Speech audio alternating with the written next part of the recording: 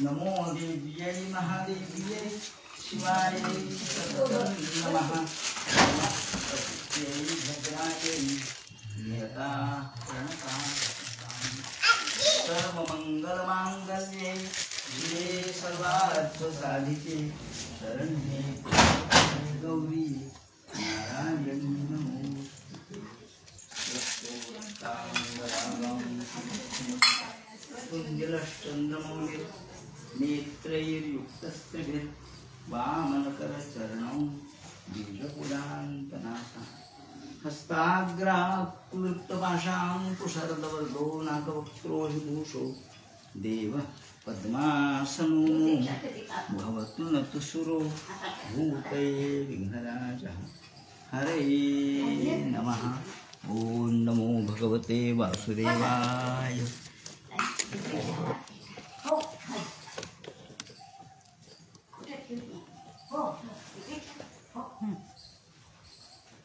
हरे नमः। धर्माचा जणू मूर्तिमान पुतळा भासे जना भूवरी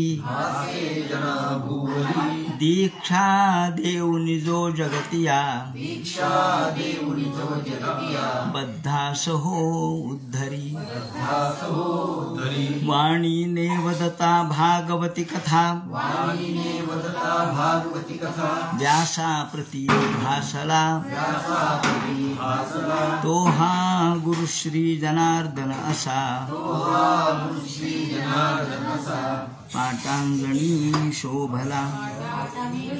सद्गुरुनाथ महाराज की जय। हरे नमः। सूतोवाच नमो धर्माय महते नमः कृष्णाय वेदसे ब्राह्मणेभ्यो नमस्कृत्य धर्मान् वक्ष्ये सनातनान्। भगवान वेदव्यास स्मरण करून सांगू लागले आणि सूत शौनकादिकांचा संवाद हा प्रारंभापासून चाललेला आहे। या ठिकाणी आज कार्तिक शुद्ध दशमी अर्थात भागवत ग्रंथ जो आपण 4 महिने चिंतन मनन वाचन पठण पाठन या दृष्टीने आपल्या नित्यनियमाचा भाग होता, त्या श्रीमद भागवताची समाप्ती नव्हे परंतु चातुर्मास्य या व्रताची समाप्ती म्हणून आपण आज नियमानुसार 2 अध्याय या ठिकाणी घ्यायचे असतात। प्रथमतः सूत शौनकादिकाला सांगतात, हा 12वा अध्याय सुरू करतात। नमो धर्माय महते, पहिल्यांदा धर्माला नमस्कार केलेला आहे। धर्म हा जगता प्रतिष्ठा असं म्हटलेलं आहे। जगाची प्रतिष्ठा, जग कायम स्वरूपी जे राहतं ते कशाच्या आधारावर राहतं तर धर्माच्या।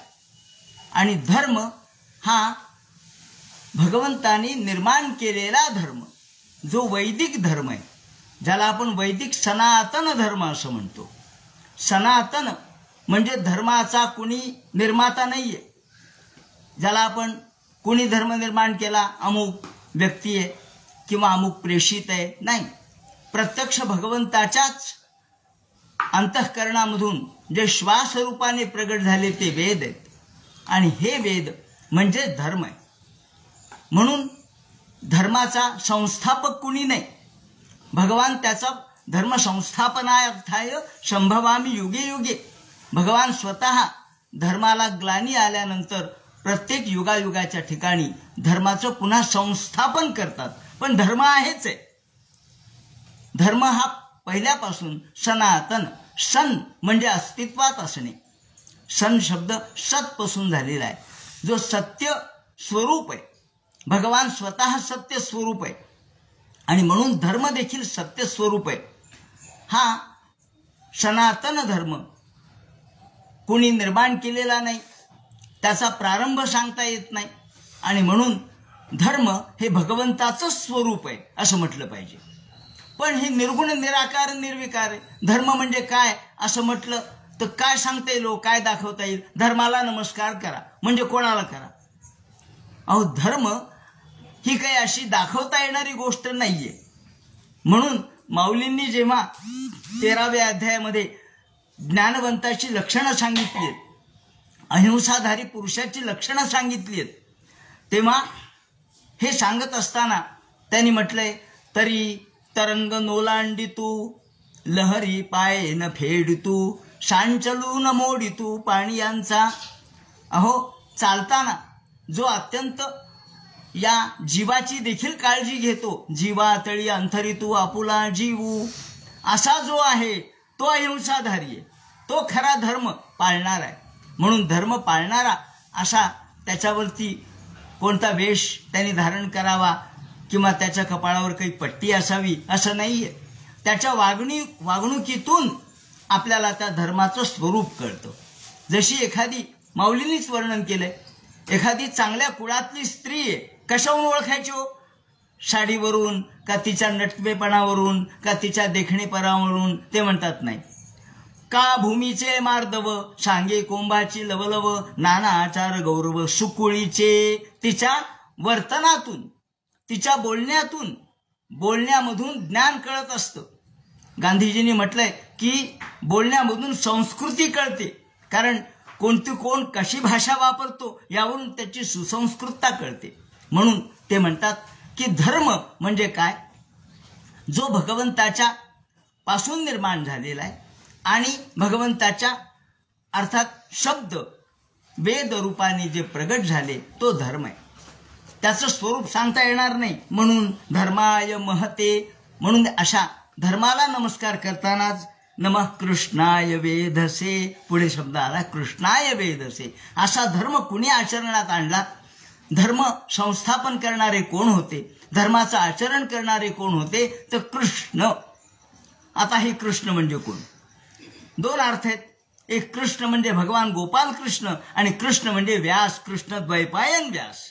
म्हणून कृष्णाय या शब्दाने कृष्णासाठी नमस्कार असो, चतुर्थी विभक्ती आहे, ती व्यासांसाठी सुद्धा लागू पडते. कारण व्यास महर्षी या संपूर्ण भागवत आणि बाकीच्या सर्व ग्रंथांचे निर्माते आहेत. धर्माचं संस्थापन त्यांनी केलं. आपण बघितलं काल परवा की एका वेदाचे 4 भाग केले. त्याचप्रमाणे त्यांनी स्वतंत्र त्यावर चिंतन केलं आणि शिष्यशाखा निर्माण केल्या. म्हणजे धर्माचा प्रसार केला, धर्माचा प्रचार केला, धर्म सर्वांच्या पर्यंत जाऊन पोहोचवला. म्हणून ते म्हणतात नमो धर्माय महते नमः कृष्णाय वेधसे. त्या गोपाल कृष्णाला नमस्कार असो आणि त्या कृष्ण द्वैपायन व्यासाला नमस्कार असो. कारण सूत हे त्यांचे तसं म्हटलं तर शिष्यच आहेत. ब्राह्मणेभ्यो नमस्कृत्य, मग ब्राह्मणाला नमस्कार केला. का बरं? ब्राह्मण या धर्माचं परिपालन करणारे आहेत. धर्माचं अनुपालन करणारे कोण आहेत? तर ब्राह्मण. ही सगळी व्यवस्था आहे सगळी.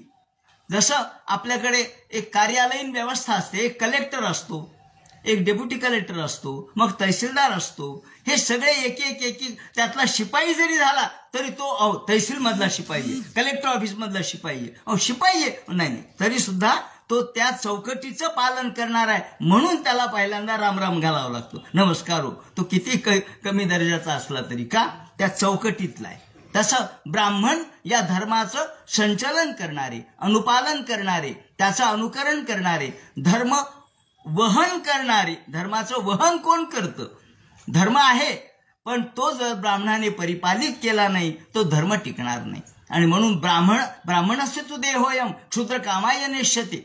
कृष्णाने जेव्हा उद्धवाला सांगितलं ब्राह्मणाचा देह क्षुद्र कामासाठी नाहीये, तपसेचेह, त्यांनी कृथाय तपसेचेह, त्यांनी कष्ट करावेत, त्यांनी तप करावं, त्यांनी जप करावेत, त्यांनी परिश्रम करावेत, त्यांनी केवळ कोणाचं लांगूल चालन करू नये, कोणाच्या पुढे पुढे करू नये, न स्ववृत्ती कदाचन, कुत्र्यासारखं लायलाय करू नये, कुत्र्यासारखं लोकांच्या समोर जाऊ नये. त्यांनी आपल्या स्वतःच्या सामर्थ्यावर स्थिर असावं. मिळालं जसं मिळेल तसं घ्यावं, भिक्षा मागावी, नाही तर अयाचित व्रत स्वीकारावं, परंतु कोणाच्या पुढे हात पसरू नयेत. दक्षिणा घेणं म्हणजे पाप सांगितलंय. त्या ठिकाणी त्याला आपण दुसऱ्याकडचं पर धन आपण आपल्या हाती घेतो म्हणजे आपले हात काळे होतात. म्हणून ते म्हणतात की अपरिग्रह हा शब्द या ठिकाणी वापरलाय. परिग्रह हा चांगला नाहीये. आणि मग या परिग्रह ब्राह्मण परिग्रह करतो म्हणून त्याला पुन्हा जप तप करावं लागतं, कारण ते गेलेलं सामर्थ्य पुन्हा आणावं लागेल ना. काजळी आली एखाद्या कंदिलाच्या काचाला तर पुसावं लागेल ना. तसं परिग्रहामुळं आपलं हात काळे झाले तर पुन्हा तप करा, जप करा, अनुष्ठान करा आणि ते गेलेलं सामर्थ्य पुन्हा प्राप्त करा. म्हणून ब्राह्मणेभ्यो नमस्कृत्य, ब्राह्मणाला नमस्कार केलाय. आणि धर्मान वक्षे सनातनान, या सर्वांना नमस्कार करून मी आता धर्माचं स्वरूप सांगतो, धर्माचं तत्व सांगतो. खरं म्हण धर्माचं तत्व अत्यंत सूक्ष्म आहे. धर्मस्य तत्वम निहितम गुहायाम, अत्यंत सूक्ष्म आहे धर्मतत्व. काल आपण बघितलं याज्ञवल्क्याच्या कथेमध्ये धर्माचं तत्व काय, अग्निहोत्र म्हणजे काय हे सांगताना श्रद्धेचं हवन सांगितलंय त्यांनी. तेव्हा हे हवन कशाचं आहे, अंतःकरण भगवंतापर्यंत जाणं, हेच आपल्याला यज्ञाचं स्वरूप सांगितलंय. यज्ञ म्हणजे केवळ नुसत्या भौतिक गोष्टी नव्हे. यज्ञाने इदन्न मम ही भावना यज्ञाची आहे. म्हणून हे माझं नाही, हे सर्व भगवंताला समर्पित झालं तर ते मी त्याच्या इच्छेने स्वीकारू शकतो. म्हणून तच्छेषेणुपजीवंती, त्यातून शिल्लक राहिलेलं मला आहे. म्हणून हे सगळे माऊलींनी शब्द वापरलाय, हे सगळं भूतजात आघावे, हे सगळं भूतजात हे समर्पून टाकावं आणि मग उरे ते भोगावे संतोषेशी अशी एक देखील त्यात फार सूक्ष्म खुंटी मारलेली आहे. सगळ्यामध्ये आनंद मानावा, कारण आनंद हा मानण्यावरच अवलंबून आहे. म्हणून ब्राह्मण हा त्या दृष्टीने त्यांनी श्रेष्ठ मानलाय. एतद् वाक्यते विप्रा विष्णूचं तत्त्वबोधम भवद्भिर्यत् पृष्ठो नराणां पुरुषोचितम. आता हा जो धर्म आहे तो दोन प्रकारचा आहे, एक बाह्य, दुसरा अंतर. धारणात धर्म हा धारण करणार आहे. आणि भागवतामध्ये भक्तिशास्त्राचं हा ग्रंथ असल्यामुळे भक्तियोग शास्त्राचं मूळ पीठ कोणतं असेल तर भागवत आहे. भक्तिशास्त्राचं पीठ आहे, भक्तिशास्त्राचं अधिष्ठान आहे. यामध्ये 4 प्रकारचे अनुबंध आहेत, अनुबंध चतुष्ट आहे, जे सुरुवातीला आपण बघितले. अधिकारी, संबंध, विषय आणि प्रयोजन. याचा अधिकारी कोण आहे, जो भक्त आहे तो अधिकारी आहे. याचा अधिकारी जो मानव म्हणून जन्माला आला आणि ज्याच्या अंतःकरणामध्ये भक्ती निर्माण झाली तो या ग्रंथाचा अधिकारी आहे. संबंध काय, भगवान जीव आणि शिव यांचं नातं काय, हा तो संबंध आहे. याचा विषय काय, कैवल्य एक प्रयोजनम, याचं प्रयोजन कैवल्य आहे आणि याचा विषय ईश्वर आहे. म्हणून हा ग्रंथ ईश्वराशी समर्पित आहे. तो पहिला भागवत ग्रंथ म्हणजे कल्पतरू आहे आणि त्याचं फळ आपण बघितलं, या कल्पतरूचं फळ म्हणजे मुक्तीच आहे. आणि ही मुक्ती, मोक्ष देणारा मौक्तिक हंस, कारण ही संहिता कोणी निर्माण केली आहे, पारमहंस संहितायाम म्हटलंय. पारमहंस म्हणजे कोण, परमहंस म्हणजे हंस. हंस हंसेतियो ब्रूयात हंसन नाम सदाशिवा. हंस कोणाला म्हणायचं, प्रत्यक्ष भगवान शिवशंकर हे हंस आहेत आणि शिवशंकर हे हंस आहेत. म्हणजेच ईश्वर हाच याचा वक्ता आहे, ईश्वरच याचा श्रोता आहे. म्हणून हंसन नाम सदाशिवा आणि हंस हंसेत यो ब्रूयात. हंस म्हणजे कोणाला म्हणायचं, जो प्रत्यक्ष भगवान शिवशंकर, ज्या भगवान विष्णूंनी हंसरूप धारण केलं आणि पहिल्यांदा हा भागवत कथन केलं, म्हणून याला पारमहंस संहितायाम. बरं, नुसता हंस म्हटलं नाही, परमहंस म्हटले.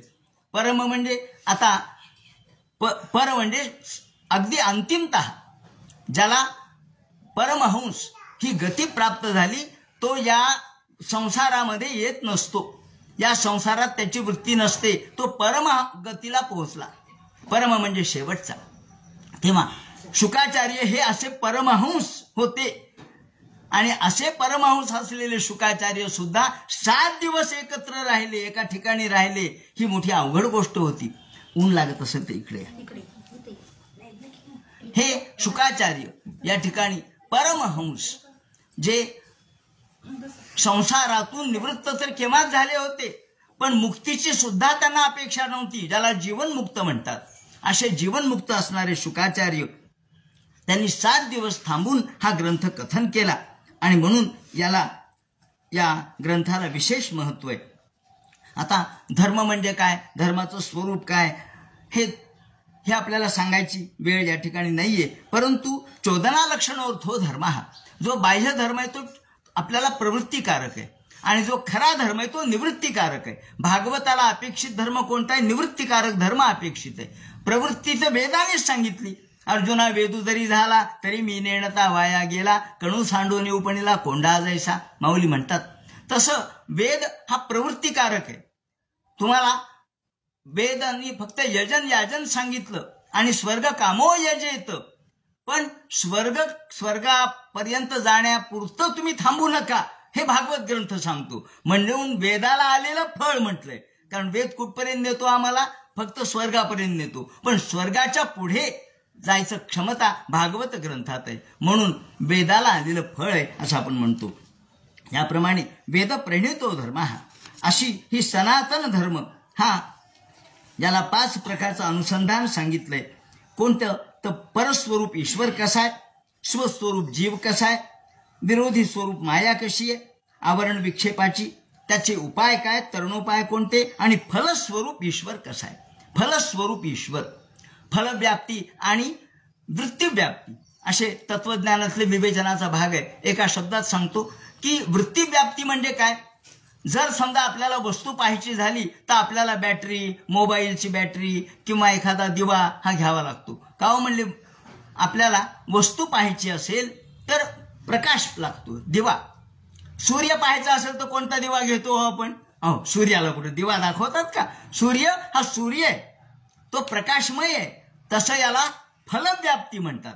जर भागवत ग्रंथ आपण आत्मसात केला तर आपल्याला बाकीच्या कुठल्याही साधनांची गरज नाही, त्याला बाकीच्या उपकरणांची गरज नाही, खटाटोप करायची गरज नाही. कारण आपण फळाशी झोंबतो. जाऊन 3ऱ्या अध्यायात माऊली म्हटला त्याप्रमाणे की पक्षी फळाशी झोंबे जायचा, पक्षी ताबडतोब जातो आणि फळ घेतो. तेव्हा आपण जर फळाला आपल्याला प्रत्यक्ष हात घालायचा असेल, फळ जर आपल्याला चाखायचं असेल तर भागवताशिवाय दुसरा उपाय नाही. म्हणून ते म्हणतात भागवत हे कृष्ण स्वरूप आहे. आणि भागवताच्या 2 परंपरा आहेत, एक शेष परंपरा, दुसरी विष्णू परंपरा. ते आपण 3ऱ्या अध्यायामध्ये बघितलंय. याप्रमाणे भागवत हा ग्रंथ आपल्याला समाधी भाषेमध्ये सांगितलाय, अद्वैत भाषेमध्ये सांगितलाय. भागवत कशाला म्हणावं? तर ज्यामध्ये गायत्री मंत्राने ज्याची सुरुवात आहे, वृत्रासुराचा वध ही कथा ज्याच्यात सांगितली आहे, त्याला भागवत असं म्हणावं. भागवत कृष्ण स्वरूप आहे. गायत्री मंत्राची 24 अक्षर आहेत, तसं यामध्ये 24 तत्वाचं विवरण केलेलं आहे कपिलाचार्यांनी. म्हणून या ठिकाणी भागवत ग्रंथामध्ये चतुर्व्यूहोपासना सांगितली. भागवत ग्रंथ हा भगवंताचं स्वरूप कसं आहे? एका आरतीमध्ये म्हटल्याप्रमाणे ग्रंथ नव्हे हा श्रीकृष्ण, हा ग्रंथ नाहीये, हा कृष्ण आहे. भागवत दुःख नाहीस करणारा भक्ती कथन केला. त्यानंतर तो पुढे नारदाने व्यासाने शुकाचार्याला आणि शुकाचार्यांनी सांगत असताना भागवत ग्रंथ हा कृष्ण स्वरूप आहे. यद्वै भागवतम शास्त्रम भगवत रूपमुच्यते. ते म्हणतात यद्वै भागवतम शास्त्रम भगवत रूपमुच्यते. भगवंताचं हे स्वरूप आहे. मग त्यांनी वर्णन केलंय. प्रथम स्कंध म्हणजे पाय आणि जाणू आहे, द्वितीय स्कंध म्हणजे मांडे आहे, तृतीय स्कंध ही नाभी आहे, चतुर्थ स्कंध हे उदर आहे, पंचम स्कंध हे हृदय आहे, षष्ठ स्कंध हे बाहू आणि कंठ आहे भगवंताचा, सप्तम स्कंध म्हणजे मुख आहे, अष्टम स्कंध हे डोळे आहेत, नवम स्कंध हे कपोल आहे, दशम स्कंध दात आहे, दशनो दशमुच्यते असं म्हटलंय. दशन भगवंताचे दात आहेत. 11वं मन आहे, कारण मन 11वं इंद्रिय आहे, त्यामुळं 11वा स्कंध हा मन आहे. सर्वे इंद्रिय नियंत्रत्वम मन एकादश स्मृतः. सर्व इंद्रियाचं नियंत्रण कोण करतं? तर मन. तसं सगळ्या बाकीच्या 10 या वेगवेगळ्या स्कंधांचं नियंत्रण 11व्या स्कंधामध्ये त्याचं नियंत्रण आहे. बागडोर त्याच्या हातात आहेत.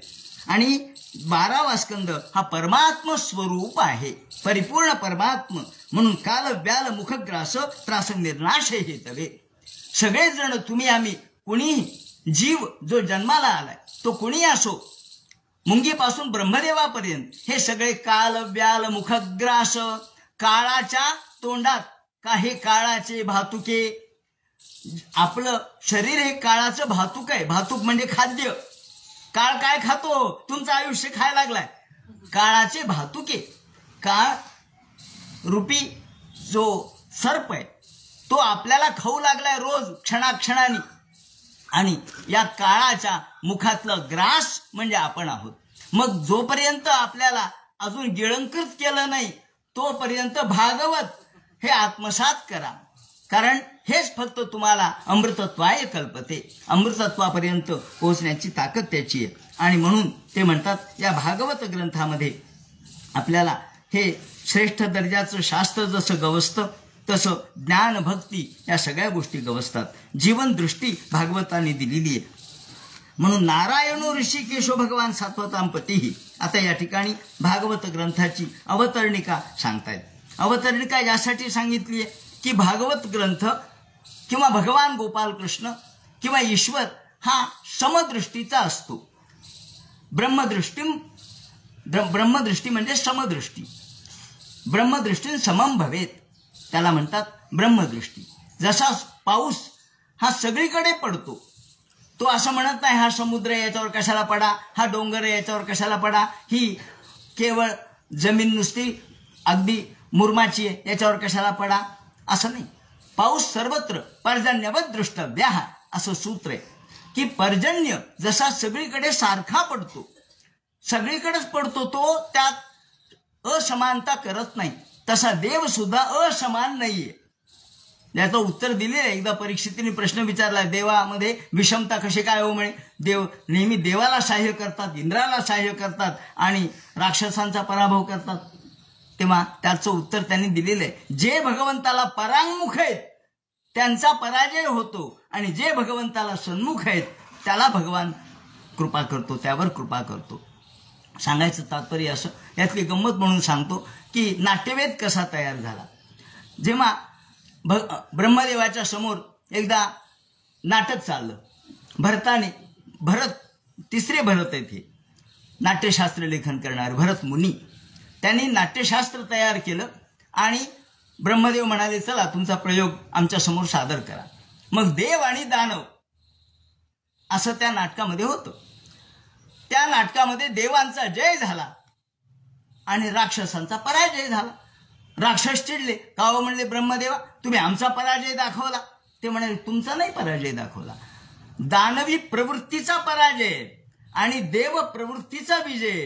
तेव्हा प्रवृत्ती कोणाची तर देवाची, जे सर्वांना समान लेखतात, सर्वांच्यावरती कृपा करतात, ज्यांच्या अंतःकरणात करुणा आहे त्याला देव असं म्हणावं आणि जे लोकांचं शोषण करतात त्यांना दानव असं म्हणावं. म्हणून दानव किंवा असुर हे पराजितच होत असतात आणि देव नेहमी जिंकतच असतात. हा यातला तात्पर्यार्थ आहे. ते भांडत होते पण ब्रह्मदेवाने त्यांना शांत केलं आणि मग देव, दानव आणि मानव हे तिघही ब्रह्मदेवाकडे गेल्यानंतर ब्रह्मदेवानी सगळ्यांना समानतेच्या दृष्टीने द नावाचा शब्द दिला. आम्हाला उपदेश करा म्हणले आणि आम्हाला एकच उपदेश करा, वेगवेगळा नको. ते म्हणले ठीक आहे. द म्हणून त्या सांगितलं द. ते म्हणले द, तर द काय उपदेश आहे म्हणले. मग प्रत्येकाने आपापल्या प्रमाणे विचार केला. मानवाला त्यांनी विचार केला, मला द दिलंय म्हणजे दान, आपण दान करावं. दानेन हन्यते व्याधी, दानाने माणसाची व्याधी नष्ट होते, दान. मग राक्षसाने विचार केला, मग त्यांच्या लक्षात आलं आपण फार क्रूर आहे, दया. दचा त्याने अर्थ घेतला दया. दया धर्म का मूल है, नरक मूल अभिमान, त्यानंतर दया. आणि देवाने विचार केला, म्हणले आपण हो, म्हणले आपण अमृत वगैरे पितो, हे सगळं करतो, पण आपल्यामध्ये अनेक भगवंताच्या प्रेमाचं, त्याप्रमाणे भक्तीचं आपल्याजवळ काहीच साधन नाही. त्यांनी दया अर्थ घेतला, यांनी दान अर्थ घेतला. मग आपण द म्हणजे काय तर त्यामध्ये ते म्हणतात की आपण देवाने जो अर्थ घेतला, देव जो देतो तो देव, विनोबा भावेंनी शब्द वापरला, जो देतो तो देव. दुसऱ्यांना मदत करा, द्या. तुम्ही घेऊ नका. राक्षस घेतात, देव देतात. म्हणून देतो तो देव. याप्रमाणे प्रत्येकाने आपापल्या पद्धतीने सांगायचं तात्पर्य असं की देव हा समान दृष्टिकोनाचा आहे. आणि म्हणून कधी आपण आपल्याला यायला उशीर झाला, कधी आपण वेळेत आलो नाहीत, कधी खाडा पडला, कधी गावाला गेलो. आता कलियुगामध्ये लोकांच्या मागं उपद्रुता हा अनेक उपद्रव मागे लागलेले आहेत, धडपड मागे लागलेली आहे. तरी माणसाचं मन ओढत असतं, पण शेवटी कुठेतरी मर्यादा येते. शारीरिक मर्यादा आहे, आपल्या प्रापंचिक मर्यादा आहेत. काही वेळेला मोबाईलच बंद पडतो. आता तर ह्या तिसऱ्या पुन्हा अडचणी सुरू झाल्या. मोबाईल बंद पडला, कधी त्याचं नेटच नाही, कधी काहीच झालं, चार्जिंगच नाही, वगैरे वगैरे, ह्या तांत्रिक अडचणी. मग म्हणून कायिक, वाचिक, मानसिक आणि तांत्रिक, आता चौथी अडचण टाकावी लागेल. अशा चारही अडचणीवर मात करत करत आपण करतो. म्हणून सगळ्यांना समान फळ मिळावं म्हणून त्यांनी भागवताची ही अवतरणिका या ठिकाणी सांगितली आहे. एवढी ऐकली म्हणजे सगळं भागवत ऐकलं. एवढं ऐकलं म्हणजे तुम्ही 4 महिन्याचं सगळं भागवत परिपूर्ण ऐकलं. अत्र ब्रह्म परम गुह्यम जगत प्रभावाप्ययम. या भागवतामध्ये काय सांगितलंय हे ते सांगतात. ज्ञानंच तदुपाख्यानम प्रोक्तम विज्ञान संयुतम. हे भागवत आपण जे सांगतोय किंवा भागवतामध्ये काय आहे, ज्ञान आहे. पण नुसतं ज्ञान जर लोकांना दिलं तर लोकांना पचत नाही. नुसतं ज्ञान सांगितलं तर लोकांना झोप येते, डोळे झाकतात. काय चाललं म्हणले, काय नाही का. प्रल्हादाच्या वेळेस एवढं ज्ञान सांगितलं नारदाने, पण तिला झोप लागली आणि मग प्रल्हादाने ऐकलं. तात्पर्य असं की आपण ज्ञान किती वेळ ऐकू शकतो, फार वेळ नाही. आणि म्हणून नाथांनी श्रोत्याचे 4 प्रकार सांगितलेत. ज्ञानी, निवती, परमार्थ, बोधे. ते म्हणतात ज्ञानी माणसं परमार्थ सांगितला म्हणजे त्यांना आनंद होतो. म्हणून नाथांनी प्रत्येक ठिकाणी रूपक लावलंय, प्रत्येक गोष्टीचं रूपक. प्रत्येक गोष्टीला त्यांनी रूपकात्मक अर्थ दिलेला आहे. ज्ञानी, निवती, परमार्थ, बोधे. पंडित, निवती, पदबंधे. पंडित, वा वा, काय भाषा आहे, काय सौष्ठव आहे, काय लाघव आहे, काय अलंकार वापरले. ते लोके त्यामध्येच तल्लीन होतात. माऊलींनी म्हटल्याप्रमाणे की अध्यात्मशास्त्रीय एक अंतरंगचे अधिकारी आहे. एरी वाक्चातुर्य होईल सुखिया. बाकीचे लोक वाक्चातुर्याने आनंदी पावतात. मग तसे श्रोते असतात जे पांडित्य ऐकण्यासाठी आलेले, काही तत्वज्ञान ऐकण्यासाठी आलेले. तिसरे असतात सामान्य निवती कथा विनोदे. सामान्य असतात काही, त्यांना तत्वज्ञानही कळत नाही आणि त्यांना अलंकारिक भाषाही कळत नाही. मग ते म्हणतात वा वा, काय मजा सांगितली हो आज, काय विनोद सांगितला हो. कशाचा विनोद? अहो नाही का सांगितला महाराजांनी, ते तुकाराम महाराजांच्या त्या कथेमध्ये बसला होता तो, त्याला दाढी होती मग आणि तो रडत होता. मग ते म्हणे आपण माझी कथा फारच छान झाली का? ते म्हणे नाही हो, माझं बोकुड गेलं, तुमच्यासारखी दाढी होती त्याची, ते बोकुड मेलं त्याच्यामुळे मला रडू यायला होतं. आता सांगायची कथा कोणती, याने ऐकलं काय? त्याला फक्त कथा आणि विनोद तेवढा कळाला. पण नाथ म्हणतात असू द्या, बसला ना तो. नाथ म्हणतात सगळे श्रोते सगळ्या लेवलचे नसतात, सगळ्या पातळीचे नसतात. कोणी कोणाचे, कोणी कोणाचे, कोणी पहिल्या पायरीवर, कोणी 9व्या पायरीवर. पण ग्रंथ संबंधे जगनिवे, सगळे लोक ग्रंथातून त्यांना तात्पर्य कळलं पाहिजे, भगवंताकडे लागले पाहिजेत. आपण नाही का कधी कधी तिकीट काढायला जातो आणि एक जण आपल्या आधीचा 15व्या 16व्या नंबरवाला हा एसटी मध्ये जाऊन बसतो आणि शेवटचा थांबलेला असतो, अजून तिकीटच घ्यायचंय, अजून तिकीटच घ्यायचंय. पण तुम्ही त्या लाईन मध्ये आहात ना, म्हणजे तुम्हाला तिकीट पक्क मिळेल आणि तुम्हाला ती गाडी पक्की मिळेल, कारण तुम्ही लाईन मध्ये आहात. तसं शेवटचा जरी श्रोता असला सामान्य, तरी तो लाईन मध्ये, तो आज नाही तर उद्या त्याला नक्की हळूहळू ढाळे ढाळे खेतुले एके वेळे मार्गाचे निश्चित बळे पावे शेखी. मार्ग मात्र पक्का पाहिजे. श्रीकृष्णाने उद्धवाला सांगताना हा मार्ग, हा जो मार्ग मी सांगितलाय तो अत्यंत सोडू नको. काही झालं तरी मार्ग सोडू नको. त्या मार्गावरून दुसरीकडे गेला की योग भ्रष्ट विजायते, तर तुम्ही भ्रष्ट होतात. म्हणून ते म्हणतात या मार्गातले आपण आहोत. म्हणून ज्ञानंच तदुपाख्यानम, ज्ञान सांगितलं पण त्याला उपाख्यान सांगितलं. आणि विज्ञान संयुतम, विज्ञान म्हणजे अनुभव. या ठिकाणी विज्ञान शब्दाचा अर्थ अनुभव असा आहे की आपण अनुभवी कोण कोण होऊन गेले, संतांचे जे अनुभव आहेत ते त्यांचे साक्षात सत्यवादी अशा प्रकारच्या कार्याचे अनुभव आहेत. आणि त्यामुळं संतांचे अनुभव खोटे असू शकत नाहीत. जेव्हा नारद आपला पूर्वजन्म सांगतात तेव्हा ते काही खोटं सांगितलं का त्यांनी? नाही, तो त्यांचा स्वतःचा अनुभव आहे. मी देखील असाच होतो आणि मी असा मुक्त झालो. मग भक्तियोग समाख्यातो वैराग्यांचा तदाश्रयम, भक्तियोग सांगितला.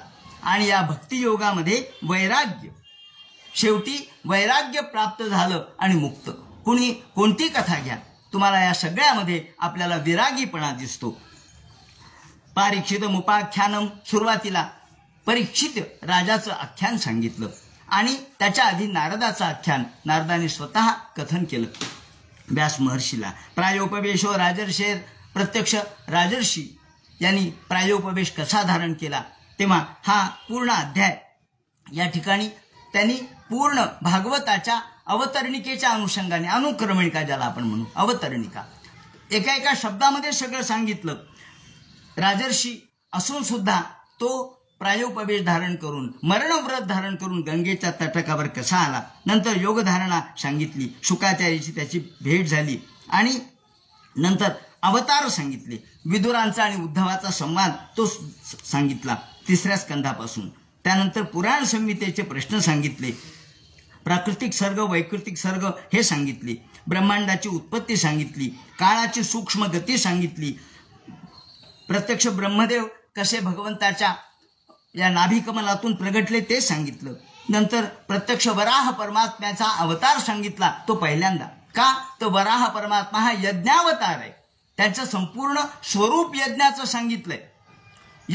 त्यांचं चरवण सुद्धा यज्ञ अग्निहोत्रम असं म्हटलंय. हे देवा, तुमचं चरवण म्हणजे अग्निहोत्र आहे. तुमच्या प्रत्येक गोष्टी, चमस असो, तुमचे कान कसे, तुमचं नाक कसं आहे, तुमचे जीभ कशी आहे, पूर्ण पायापासून ते डोक्यापर्यंत संपूर्ण यज्ञ स्वरूप असणारे वराह परमात्मा सांगितले. त्यानंतर ऊर्ध्व तिर्य हे सर्ग सांगितले. सर्ग म्हणजे उत्पत्ती. त्यानंतर स्वयंभुव मनूची उत्पत्ती सांगितली. शतरूप आणि स्वयंभुव, त्यांच्यापासून त्यांचे संतान सांगितले. कपिल महामुनीचा जन्म सांगितला, ज्या कपिलांनी पहिल्यांदा सांख्य तत्वज्ञान सांगितलं. देवहूतीचा आणि कपिलाचा संवाद सांगितला. त्यानंतर ब्रह्मर्षी यांची उत्पत्ती, ध्रुवाचं चरित्र, प्राचीन बरीचं चरित्र, नारद यांनी पुढे प्रयोव्रताचं चरित्र सांगितलं. नाभीचं, ऋषभाचं आणि भरताचं, ज्याच्यापासून या देशाला नाव भारत मिळालं, तो हा पहिला भरत आहे. द्वीप, समुद्र याचं 5म स्कंधामध्ये वर्णन केलं. तुम्ही म्हणाल कशासाठी ज्योतिष चक्राचं वर्णन केलं, द्वीप समुद्राचं वर्णन केलं? हे सगळं विज्ञान आहे. विज्ञानाचा सुद्धा या ठिकाणी आपल्याला अनुभव या ठिकाणी येतो. कारण जे वर्णन यांनी ठिकाणी केलेलं आहे ते सगळं वैज्ञानिक दृष्टिकोनातून केलंय. सूर्याची गती सांगितली, सूर्याची स्थिती सांगितली, पृथ्वी, ब्रह्मांड, पाताळ, भूगोळ, त्याचप्रमाणे खाली अतल, वितल, सुतल हे सगळे.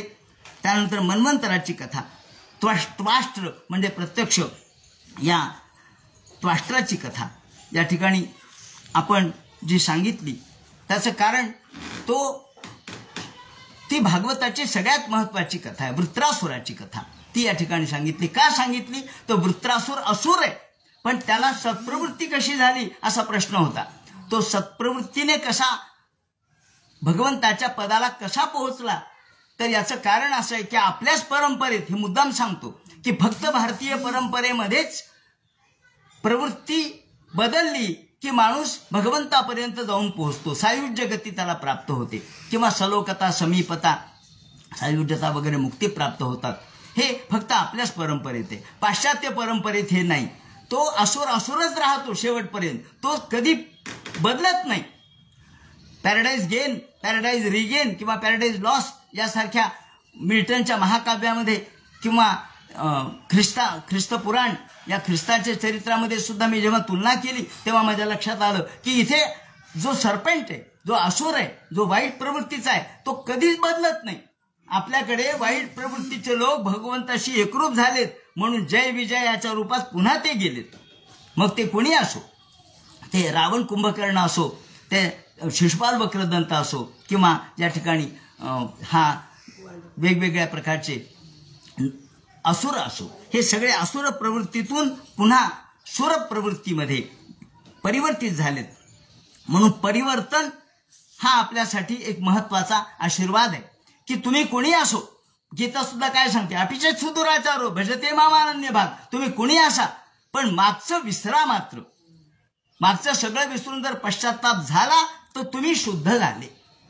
म्हणून ते म्हणतात अशा पद्धतीने क्षीरोदन मंथन सांगितलं, धन्वंतरीची कथा सांगितली, वामनाची कथा सांगितली, इलोपाख्यान सांगितलं, सूर्यवंश कथन सांगितला, खटवांग, त्याप्रमाणे सौभरीची कथा, भगवान रामचंद्राचं चरित्र, परशुरामाचं चरित्र, त्यानंतर ऐलाचं चरित्र, मग सोमवंश सांगितला, सोमवंशामध्ये ययाती, त्यानंतर भगवान याच कुलामध्ये जन्माला आले, जे वसुदेवाच्या घरी जन्माला आले, गोकुळामध्ये वाढले आणि अनंत पराक्रम केले. पूतनेसारख्याला ठार मारलं, शकटाला मारलं, तृणावर्ताला ठार मारलं, धेनुक या सर्वांना असुरांना ठार मारून गोपाळांचं परित्राण अर्थात संरक्षण केलं, कालियाचं दमन केलं, या व्रतचर्या करणाऱ्या कन्यांवर अनुग्रह केला, त्यानंतर गोवर्धनाचं उद्धरण केलं, शंखचूडाला मारलं आणि अक्रूराच्या सोबत जाऊन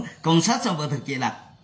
त्यानंतर मथुरा यामध्ये आलेल्या जरासंधाला अनेक वेळेला पराजित केलं, 17 वेळेला पराजित केलं आणि हरस्य जृंभणम युद्धे बाणाला पराजित केलं. यावेळेला प्रत्यक्ष रुद्राबरोबर त्यांचं युद्ध झालं, 100 मारला, द्विविध मारला. त्याचप्रमाणे भगवंतांनी पृथ्वीवरचा भारहरण केला. भारावतरण भूमेत निवृत्तीकृत्य पांडवान, पांडवाचं निमित्त करून संपूर्ण भारहरण केला. आणि शेवटी विप्रशापापदेशेनं, विप्रशाप ब्राह्मणाच्या शापाचं निमित्त केलं आणि आपल्याही कुलाचा संहार केला.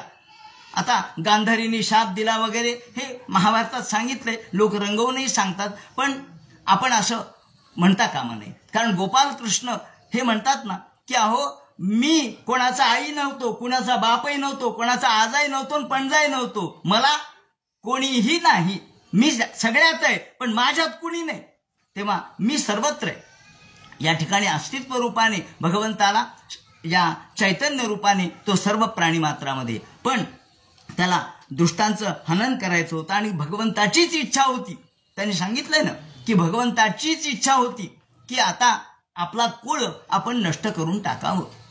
याप्रमाणे ततो मर्त्य परित्याग, आणि भगवंतांनी स्वतः या ठिकाणी शेवटी उद्धवाला ज्ञान सांगितलं आणि स्वतः निजधामाला गेले. त्यानंतर देहत्यागशराज विष्णूचे धीमतः परीक्षितीला देखील मुक्ती मिळाली.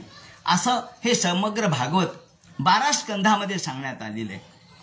हे लीलावतार कर्माणी कीर्तनाने सर्वशः, हे भागवत कसं आहे ते म्हणतात यामध्ये सगळ्या काही गोष्टी आहेत, यात काय नाही सगळं भागवतात आहे. यात सृष्टी रचना आहे, निर्मिती आहे, स्वरूप आहे, आश्रमधर्म आहे, भारतीयत्व आहे, राष्ट्रनिष्ठा आहे. यामध्ये पंचमस्कंद जर पाहिला तर त्यामध्ये देव सुद्धा म्हणतात की आम्हाला जर भारतात जन्म मिळाला तर आम्ही कल्याण आमचं होईल, आमचं श्रेष्ठस्य सूक्तस्य कृतस्य शोभनम. जर आम्ही यज्ञयाग करून आमचं जवळ जर काही थोडंफार पुण्य शिल्लक राहिलं असेल तर आम्हाला भारतात जन्म द्या, भारतात जन्म द्या, कारण भारतासारखी पुण्यभूमी नाही. भारत म्हणजे या ठिकाणी आपण जम्बूद्वीप, प्रामुख्याने जम्बूद्वीप हा पुण्यभूमी आहे. तुम्ही जे जे कर्म कराल ते सिद्धीला जाणार आहे. आणि म्हणून या ठिकाणी जेव्हा भगवंतांनी कोणता देश चांगला हे सांगत असताना, जिथे ऋषींचे आश्रम आहेत, जिथे यज्ञयाग झालेले आहेत, ज्या ठिकाणी काळवीट वावरतात, तो देश चांगला असं म्हटलेलं आहे. आणि या अशा देशामध्ये आपण राहतो. या ठिकाणी भागवतामध्ये विज्ञान सांगितलं, पदार्थ विज्ञान सांगितलंय, गणित आहे, रसायनशास्त्र आहे, जीवशास्त्र आहे, लिंग परिवर्तन सांगितलंय. म्हणजे आज ज्या ज्या गोष्टी आम्ही विज्ञानाचा मानतो, विज्ञानाचा आव्हान म्हणून मानतो, ते सगळं 5000 वर्षापूर्वी सांगितलेलं आहे. पृथ्वी दोहन ही एक यासाठी रूपकात्मक कथा सांगितली की योग्य व्यक्तीची निवड जर केली तर योग्य काम होत असतं. त्याप्रमाणे देहदानाचा आदर्श म्हणून दधीची सांगितला, पर्यावरणाचं रक्षण म्हणून प्रचेतसाची कथा सांगितली, शिव आणि विष्णू ऐक्य म्हणून यज्ञाचं पुनस्थापन सांगितलं. त्यानंतर उद्धव कृष्ण संवाद, निमिजायंते संवाद, कपिलगीतामध्ये असलेला संवाद, भरत रघुगण संवाद, या सगळ्या संवादातून आपल्याला अनेक गोष्टी उलगडल्या. शेवटी जेव्हा उद्धवाने प्रश्न विचारले स्वर्ग म्हणजे काय आणि नरक म्हणजे काय, याचं उत्तर देताना आपल्याला वाटलं काय सांगतील. ते म्हणतात स्वर्ग सत्वगुणोदया, नरक तमोउन्नाहो. नरक म्हणजे आपल्या मनातला दुर्विचार आणि स्वर्ग म्हणजे सात्विक विचार म्हणजे स्वर्ग.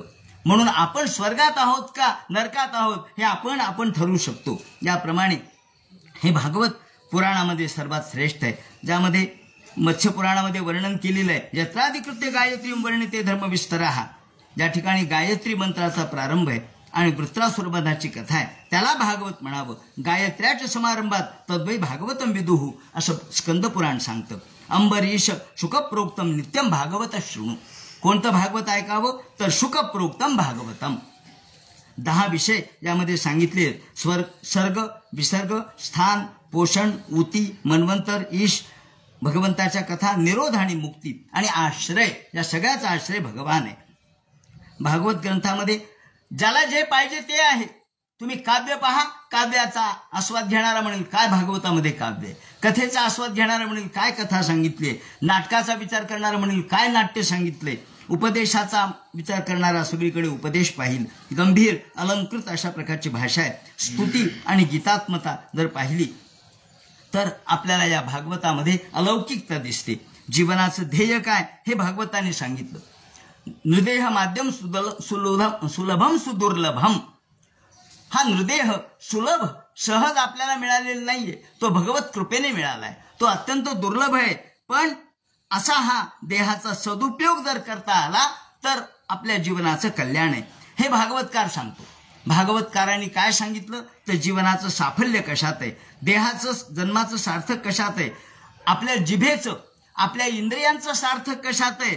ते म्हणतात आपण जेव्हा बघितलं की कृष्णाला हे 2 जण शरण आले त्या यमलार्जुन वृक्षामधून आणि हे कुबेराचे 2 पुत्र जेव्हा शरण आले तेव्हा त्यांनी ते म्हणतात मला देवा काही नको, तुमचं फक्त रूप आम्हाला डोळ्यांनी पाहायचे आणि कथा तुमच्या कानाने आमच्या कानाने ऐकायच्यात.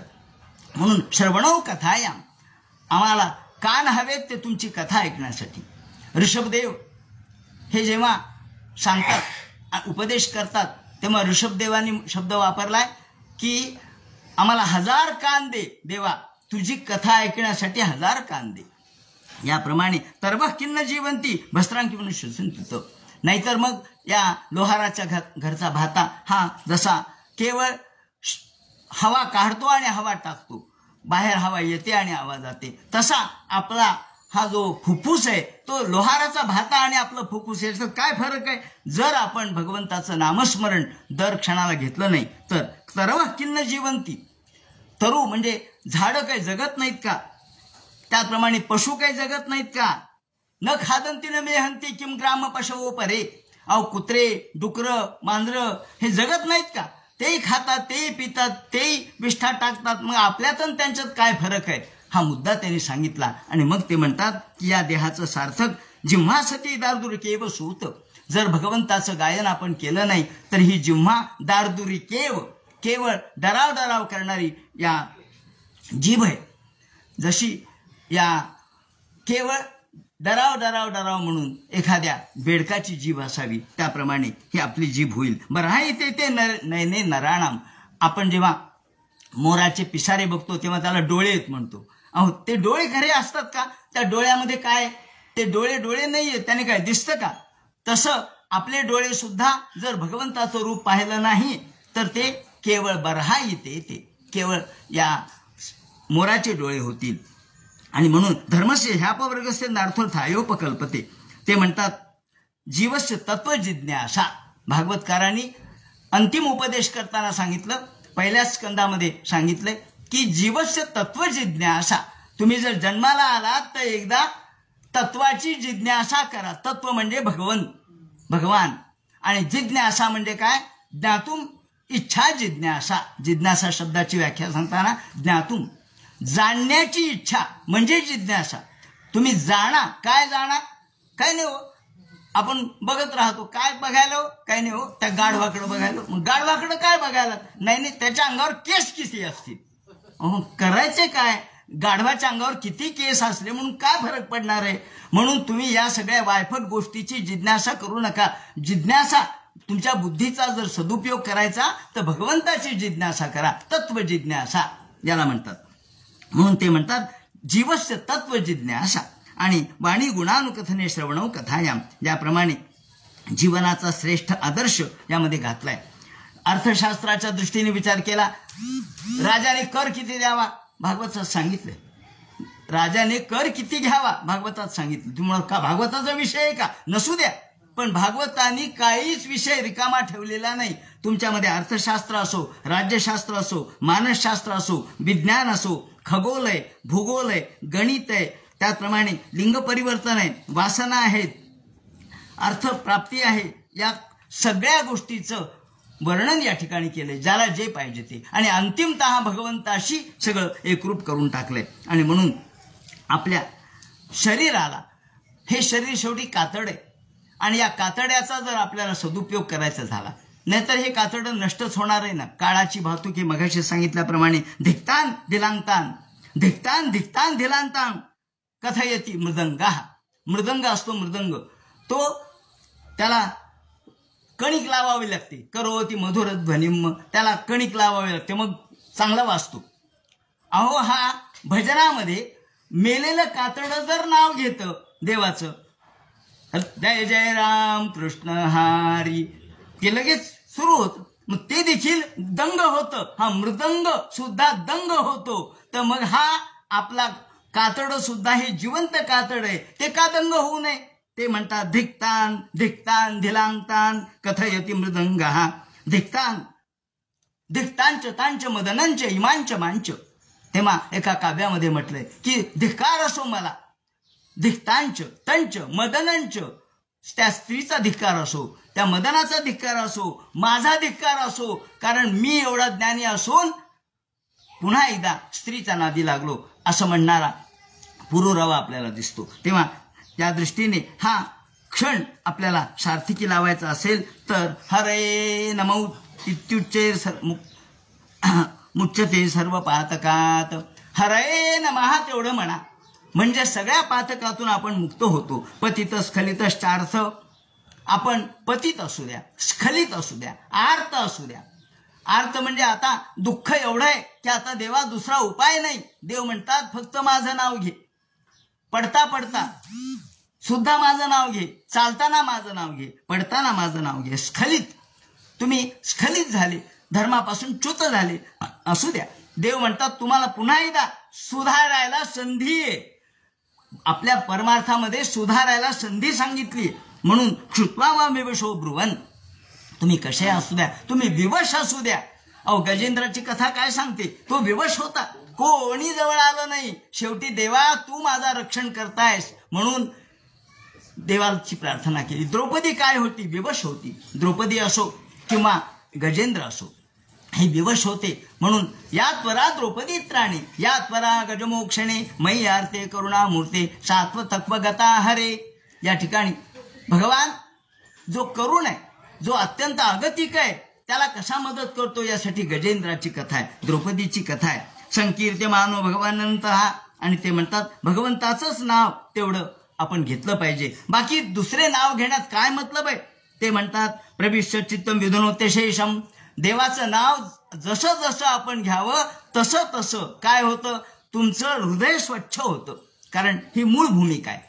हृदयाची शुद्धी, मनशुद्धी हा पहिला भाग आहे. आधी तुमचं काय म्हणले, आपल्याला घरामध्ये आता नवीन घर स्थापन केलंय, मग गृहप्रवेश करायचा आहे, त्याचप्रमाणे मोठा कार्यक्रम करायचा आहे. मग काय करा म्हणले, घर धुवून काढा.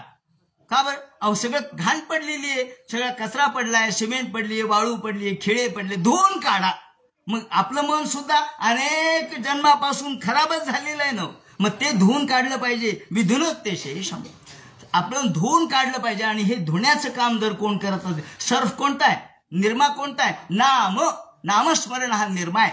त्यांनी तुम्ही सगळं घर स्वच्छ करा, तुमच्या अंतःकरण स्वच्छ करा.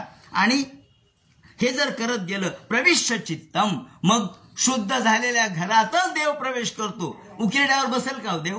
नाही. आपल्याला देवाला बोलवायचं तो उकिरड्यावर बोलून चालणार नाही. त्या देवाला चांगल्या ठिकाणी प्रतिष्ठित करायसाठी आपल्याला शुद्धीकरण करावं लागेल. ही शुद्धीकरण मग ते गंगा शुद्धी असो, यमुना शुद्धी असो, नाही तर बेणसुरीची शुद्धी असो, नाही तर मनाची शुद्धी असो, शुद्धीकरण पहिल्यांदा आहे. आणि मग ही शुद्धीकरणासाठी काय वापरावं? नामस्मरण. यथा तमोर्कोभ्र मिवाति वातः. आणि ज्याप्रमाणे सूर्य उगवल्याबरोबर धुकं राहत नाही, ते स्वच्छ होऊन जातं आभाळ आकाश, त्याप्रमाणे अंधकार राहत नाही. तसा भगवान प्रगटल्याबरोबर आपल्या अंतःकरणातले पाप वासना राहणार नाहीत. मृषा गिरस्ता, मृषा शब्द वापरलाय.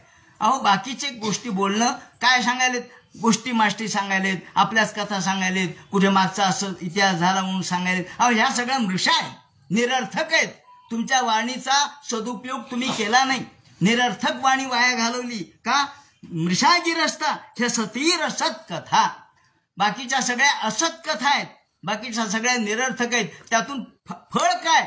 एवढं सगळं टोपल्याशी बोललं, शेवटी काय म्हणजे? शेवटी काही नाही, काही नाही उपयोग. मग म्हणले त्याच्याऐवजी एवढ्या सगळं बोलण्यापेक्षा फक्त भगवंताचं नाव घ्या, ते सार्थकत्व त्यामध्ये तुमच्या जीवनाचं होईल, सार्थक होईल.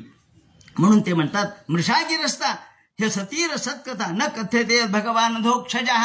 भगवंताच्या नावाशिवाय दुसरं काही नाव घेऊ नये. एकाने म्हटलंय मथुरा, असं मथुरानाथ हे भगवंताचं नाव आहे. जो मथुरानाथाचं नाव घेत नाही त्याचं म आणि रा सोडून मधला अक्षर त्याच्याकडं म्हणे, समजून घ्या आता काय ते. तेव्हा हा मथुरानाथ, मथुरानाथस्य नाम यद गीतम. ज्या गीतामध्ये भगवंताचं नाव आहे ती गीत श्रेष्ठ आहे. म्हणून ते म्हणतात की कशामध्येच गोडी नाहीये. आपण अनेक गोष्टीमध्ये एखादी साखर गोड आहे म्हणतो, सीतापि मधुरैव दधी मधुरम मधु मधुरम, दधी मधुरम मधु मधुरम. त्याचप्रमाणे सीतापि मधुरैव, साखर सुद्धा गोड आहे, पण मधु मधुरम, मधही गोड आहे, साखरही गोड आहे. हे दधी मधुरम मधु मधुरम. त्याचप्रमाणे सीतापि मधुरैव, पण तत्रापि च तन्मधुरम मथुरानाथस्य नाम यद्गीतम. ज्यामध्ये मथुरानाथाचं नाव आहे ते गीत सगळ्यात गोड आहे. म्हणून ते म्हणतात यदुत्तम श्लोक यशोन गीयते. ज्या भगवंताचं उत्तम श्लोकाचं गीत गायन अर्थात त्याचे नाम हे आपल्याला मुक्त करणार आहे. न तद वचश्चित्र पदम हरेर यशो जगत पवित्रम प्रकृत करीत तद्भांग सेवितम यथाच्युत साधवो मला. ते म्हणतात की बाकीच्या सगळ्या गोष्टी निरर्थक आहेत आणि हंस कधी या गटार गंगेमध्ये लोळणार नाहीत. गटार गंगेमध्ये लोळतील ते कावळेत. ते म्हणतात तद्भांक्ष तीर्थम न तू हंस सेवितम. जे हंस आहेत, जे निरक्षीर विवेक करणारे आहेत, जे ज्ञानी आहेत, जे परमार्थ मार्गी आहेत, ते कधी या कथेमध्ये रममान होणार नाहीत. कधी मानस तीर्थावरच, मानस सरोवरामध्येच तुम्हाला हंस दिसतील, पण ते आपल्या गटार गंगेत दिसणार नाहीत. गटार गंगेमध्ये फक्त कावळे तेवढे किडे शोधण्यासाठी आनंद मानतील, पण हंस किड्यासाठी थांबणार नाही. कारण हंस हा फक्त मोती खातो आणि मोती म्हणजे मौक्तिक आणि मौक्तिक म्हणजे मुक्ती. सवाग विसर्गो जनताग संपलवो यस्मिन प्रति श्लोक मबद्धवत्यपी. मग ते म्हणतात का हो आम्हाला भागवत वाचायचे पण आमचा उच्चारच बरोबर येत नाहीत. ते म्हणतात नाही येऊ द्या उच्चार बरोबर, सुरू आता मुद्दाम चुकू नये, पण जर चुकलं तरी सुद्धा भगवंतानी माफ केलेलं आहे. क्षमा भगवंतानी क्षमापयित केलेलं आहे. सवाग विसर्गो जनताग संपलवो यस्मिन प्रति श्लोक मबद्धवत्यपी. प्रत्येक श्लोक चुकला तरी ते म्हणतात भगवंताचं नाव आहे ना, बस नामान्यनंतसे यशोंकितानि यत् शृण्वन्ति गायन्ति गृह्णन्ति साधवः. ज्याच्यावर भगवंताची मुद्रा उमटली ते पवित्र झालं, ज्याच्यावर भगवंताची मुद्रा उमटली ते खऱ्या अर्थाने पावन झालं. म्हणून शृण्वन्ति गायन्ति, ऐकणं. जे भक्त आहेत ते ऐकतात, गातात आणि आनंदाने नाचतात. ते मागचा पुढचा विचार करत नाहीत, समाज काय म्हणेल याचा विचार करत नाहीत, आत्मानंदामध्ये तल्लीन असतात. नैष्कर्म्यमप्यच्युत भाववर्जितम. मात्र तुमच्या मनात भाव पाहिजे. तुम्ही वाचायला लागले पण मनात भाव नाही तर ते म्हणतात असा देवाला सुद्धा भाव पाहिजे बरं का, पण तो एकच भाव पाहिजे. कोणता? अंतःकरणामध्ये सद्भाव पाहिजे. तो नसेल तर तुमचं ज्ञान सुद्धा उपयोगाचं नाही. किती असू द्या ज्ञानी. आपण बघितलं ना, ज्ञानी माणसं खूप होते वामन पंडितासारखे, पण काय झालं? वामन पंडितांना सुद्धा पुन्हा शेवटी शरण यावं लागलं. कारण ज्ञानी होते पण ज्ञानाचा उपयोग नाही. कारण आतापर्यंत ज्ञानादैवतु कैवल्यम इथपर्यंत आपण आलेलो होतो. ज्ञानानेच मुक्ती आहे. पण भागवतकार म्हणतात नाही नाही नाही नाही, ज्ञानाने मुक्ती नाही, भक्तीशिवाय मुक्ती नाही. म्हणून भक्तिशास्त्राचं विवरण करणारा हा ग्रंथ आहे. यांनी भक्तीची प्रतिष्ठापना केलेली आहे, ज्ञानाची नाही. ज्ञान सांगितलं वेदाने, पण वेदाने जरी ज्ञान सांगितलं तरी कणू सांडवणी उपणीला कोंडा जैसा. ते म्हणतात आपण उपणतो धान्य, ज्वारी असो गहू असो, उपणल्यानंतर म्हणजे काय उपणलो? म्हणजे काही नाही, कोंडा पडलेला होता तो उपटून काढला. म्हणजे कोंडा उपणला तर काय त्याच्यामध्ये? कोंडा जर उपणला तर त्यातून कण मिळणार आहे का? धान्य मिळणार आहे का? नाही मिळणार. तसं ज्ञान म्हणजे नुसता कोंडा आहे. माऊलींनी सुद्धा याच अर्थाने ज्ञानेश्वरीचं विवरण केलेलं आहे. ते म्हणतात की हे ज्ञान भावरहित ज्ञान हे त्यांनी निरर्थक मानलंय, पण ज्ञानोत्तर भक्ती ही श्रेष्ठ मानली, जी माऊलींनी सांगितली. ज्ञान प्राप्त झालं तरी सुद्धा तया ही कार्य करणे उरले असे लोकालागी, ही ज्ञानोत्तर भक्ती आहे. आणि म्हणून नैष्कर्म्य आहे पण भाव नाहीये. ते म्हणतात उपयोगाचं नाही. ज्ञान आहे, भाव नाही, उपयोगाचं नाही. मग जर फक्त भाव असेल तर आपोआपच तुमच्यामध्ये न शोभते ज्ञानमलम निरंजनम कुतः पुनः शाश्वत भद्रमीश्वरे नैर्पितम कर्म यद्युपनुत्तमम्. आणि त्यामुळं सगळ्या कर्मामध्ये भक्ती भाव हा ठेवा.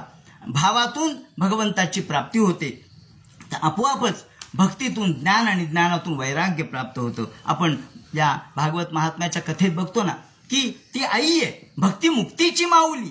ती आई आहे, तिच्यापासूनच वैराग्य निर्माण होईल, तिच्यापासूनच ज्ञान निर्माण होईल. पण भक्ती ही मूल आहे. या दृष्टीने यशस्श्रियामेव परिश्रम परो वर्णाश्रमाचार तपश्रुतादिषु अभिस्मृतिल पादपद्म गुणार्हे. याप्रमाणे भगवंत हाच या भागवताचा विषय आहे. आणि आता या ठिकाणी सगळे देवता, सगळे मुनी, सिद्ध हे सगळे भगवंताचं वर्णन करतात. ऋग्वेद यजुर्वेद या सगळ्यामध्ये भगवंताची स्तुती ते गातात. आणि जो श्रद्धेने हे भागवत ऐकतो त्याला सद्गती प्राप्त होते. द्वादशीला एकादशीला जो ऐकतो तो या ठिकाणी दीर्घायुष्यवान होतो. पुष्कर, मथुरा, द्वारावती या ठिकाणी जो उपास ठेवून किंवा उपोषण करून ही संहिता वाचतो तो सगळ्या या भयातून मुक्त होतो. यच्छन्ति कामान् तशृणोतो यस्य कीर्तनात. सगळ्या वेदांनी यांचंच वर्णन केलेलं आहे. आता पुराणाची संहिता सांगतात की मधुकुल्या घृतकुल्या म्हणजे मधाच्या मोठमोठ्या नद्या किंवा तुपाच्या मोठमोठ्या नद्या समर्पित करण्याचं जे फळ ते भागवताचं फळ आहे. म्हणून पुराण संहिता मेहता मिदेत प्रयोतो द्विजाहा. हा जो हेमसिंह समन्वित जो ब्राह्मणाला हे अर्पण करतो भागवत, त्याला याचं फळ प्राप्त होतं. वैश्य हा निधिपती होईल, शूद्र सगळ्या पातकातून मुक्त होईल, विप्र म्हणजे ब्राह्मण हा प्रज्ञावान होईल आणि राजाला सार्वभौमत्व प्राप्त होईल. याप्रमाणे ज्या भगवंतानी हे विश्व निर्माण केलं, विश्वाची पालन संहार करणारा जो भगवान आहे त्याला नमस्कार असो. म्हणून या ठिकाणी सूत शौनकादिकाला सांगतात. आता या 13व्या अध्यायामध्ये यम ब्रह्मा वरुण इंद्र रुद्रमूर्त स्तुन्वन्ति दिव्य स्तवेर वेदे सांगपद क्रोभम शरीर गायन्ति यम सामगाः ध्यानावस्थित तद्गतेन मनसा पश्यन्ति यम योगिनो यस्यांतन्न विदुस्तुरासुरगणा देवाय तस्मै नमः. त्या भगवंताला नमस्कार असो. जो पृष्ठे भ्राम्यद मंद मंदर गिरिग्रावाग्र कंडूयना, जो भगवान समुद्र मंथनाच्या वेळेला ज्यांनी मंदर पर्वत धारण केला आपल्या पाठीवर आणि स्वतःच्या पाठीची खाज त्यांनी परिपूर्ण करून घेतली, त्यात आनंद त्या खाज, कारण भगवंताची पाठ कोण खाजवणार. म्हणून या वेळेला भगवंतांनी ही पाठ खाजवून घेतली. आणि या वेळेला समाजकार्य होतं नाही. हे मूळ मुद्दा असा आहे की समुद्रामधून अमृत काढणं हे सामाजिक कार्य होतं. हे सगळं सामाजिक कार्य परिपूर्ण करण्यासाठी या सामाजिक कार्याला भगवंतांनी मदत केलेली आहे. आणि या वेळेला त्याला जे परिश्रम झाले, देवाला काय परिश्रम झाले नाहीत का? त्याला सुद्धा परिश्रम झाले. अशा भगवंताला जे परिश्रम झाले त्यातून जो श्वास बाहेर पडला तो श्वास आमचं रक्षण करो. का नाही सस्याय, या ठिकाणी वेदांनी सुद्धा म्हटले की नाही शांतस्य सस्याय देवा. हा देव सुद्धा पलंगावर बसून कोणाला मदत करत नसतो. दे रे हरी पलंगावर, देवा मला पास कर. तो म्हणतो अरे मूर्खा अभ्यास कर. तेव्हा पलंगावर बसून कोणी मुक्त होत नसतं. पलंगावर बसून मी या ठिकाणी बसतो, मला सगळं प्राप्त व्हावं. देव म्हणतो मी काय नोकर आहे का तुझा? अरे तुझा नोकर सुद्धा वेळेवर येत नाही आणि मी कशाला वेळेवर येऊ? तेव्हा ते म्हणतात तुम्ही परिश्रम करा, यश देण्याचं काम माझे. परिश्रम तुम्ही करा. अर्जुनाला सांगितलं युद्ध तू कर, यश देण्याचं काम माझे. त्यांना कसं मारायचं मी बघतो, पण हातात धनुष्य तर घे, मी नाही घेणार. तेव्हा या ठिकाणी भगवंतांनी प्रेरित केलेलं आहे. ते म्हणतात बुद्धियोगं ददाम्यहम्, याप्रमाणे प्रेरित करतात आणि यश प्राप्त करून देतात. म्हणून जे परिश्रम भगवंताला झाले ते त्यातून जे श्वास बाहेर पडले ते आपल्या जगाचं रक्षण करोत. याचा अर्थ असा की यस्य निश्वसितम वेद, वेद आपलं रक्षण करोत. कारण श्वास म्हणजे वेद आहेत ना. तया निद्रिताचा घोरू, याप्रमाणे या संस्कार कलानुवर्ती म्हणतात बेलानी बांधनाम बसा याता यात मतींद्र जले निधेर जल नद्यापि विश्राम्यती. अजूनही ह्या लाटांच्या रूपाने भगवंताच्या श्वासामुळं हा समुद्र उफाळतो म्हणे. समुद्र पुन्हा त्याच्या भरती ओहोटी चाललेल्या आहेत. याप्रमाणे आता दानाचं महात्म्य सांगतात. प्रत्येक पुराण कोणकोणत्या किती किती श्लोकाचं आहे ते सांगितलंय. ब्रह्मपुराण 10,000, पद्मपुराण 55,000, विष्णुपुराण 23,000, शिवपुराण याची श्लोकसंख्या 24,000 आहे. आता शिवपुराण खूप सध्या चालतंय. भागवत पुराण हे 18,000 आहे. नारद पुराण 25,000, मार्कंडेय पुराण 9,000, अग्निपुराण 15,400 श्लोक आहेत. भविष्य पुराणाची संख्या 14,000 आहे, 14,500. त्यानंतर ब्रह्मवैवर्त पुराणाची 18,000 संहिता आहे. लिंग पुराणाची 11,000 संहिता आहे. वराह पुराण 24,000 आहे. स्कंद पुराण याची संख्येचा 81,000 आहे आणि 81,100. वामन पुराणाची 10,000 आहे. कूर्म पुराण 17,000 आहे. मत्स्य पुराण 14,000 आहे. गरुड पुराण 29,000 आहे आणि ब्रह्मांड पुराण 12,000 आहे. याप्रमाणे सगळ्या पुराणांची संख्या मिळून जी 4 लाख एवढी संख्या. तुम्ही म्हणाले याचं महाभारत नाही आलं, रामायण नाही आलं. नाही आलं कारण रामायण वाल्मिकीचं आहे आणि ते महाकाव्य आहे आणि इतिहास आहे. या ठिकाणी महाभारत हा इतिहास आहे, ते पुराण नाही आहे. म्हणून महाभारत हा इतिहास आहे, त्यामुळे त्याचं वर्णन नाही आलं. जरी व्यासाने लिहिलं असलं तरी. आधी मध्यावसानेषु, याप्रमाणे या भागवतामध्ये सुरुवातीला आणि शेवटी सर्वत्र वैराग्याचं आख्यान सांगितलंय, ज्ञान सांगितलंय. कथेच्या निमित्ताने आपल्याला जसं एखादा आयुर्वेदाचार्य आपल्याला अनुपान देतो. एखादं कडू औषध असतं पण त्या अनुपानातून द्यावं लागतं आणि नुसतं औषधही प्रभावी नसतं. त्याला मधाच्या निमित्ताने, दुधाच्या निमित्ताने, कशा तरी गरम पाण्याच्या निमित्ताने अनुपान द्यावं लागतं. हे अनुपान जे दिलंय ते कथा आहेत. या कथेच्या माध्यमातून आपल्या संपूर्ण अंतःकरणामध्ये भागवत प्रतिष्ठित व्हावं म्हणून सर्व वेदांत सारम यत् ब्रह्मात्मैकत्व लक्षणम. सगळ्या वेदांचं सार जर काही असेल तर भागवत आहे.